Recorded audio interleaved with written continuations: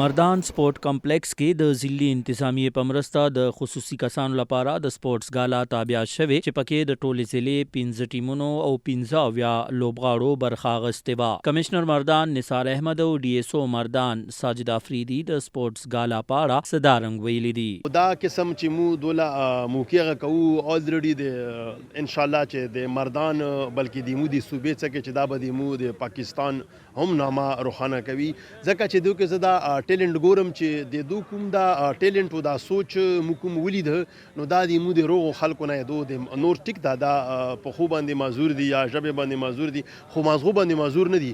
تو इसका बुनियादी मकसद ये है कि हम जो पर्सनस है विद डिफरेंट एबिलिटीज़ उनको ये एहसास दिलाए कि वो हमारे मुआशरे के जो है ये इंतहाई अहम मतलब है कि कम्प्लीमेंटिंग पार्ट्स है और हम उनके साथ हैं उनको इनकरेज कर रहे हैं कि वो स्पोर्ट्स एक्टिविटीज़ में हिस्सा ले और अपनी जो माइंड के अलावा जो फिज़िकल उनकी जितनी फिटनेस इस कॉन्टेक्स्ट में हो सकती है इसको इंश्योर कराए.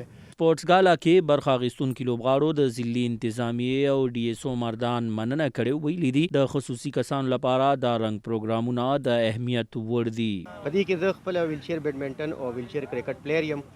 صوبایي ګورنمنټ نه زموږ دا مطالبه ده چې څنګه زموږ ته دې کال ته دا کم گیم سپورټ ګالا جوړ کړی ده راتلونکي کال د صوبایي سطح باندې موږ یو مطالبه کوو چې موږ ته داسې سپورټ ګالا منعقد کړي. اوس په دې کې تقریبا 75 کسان ویسا اخیستې. زموږ کوشش دا دی چې دا موږ 300-400 ته ورسو خو دا د صوبایي حکومت په تعاون سره به کېږي.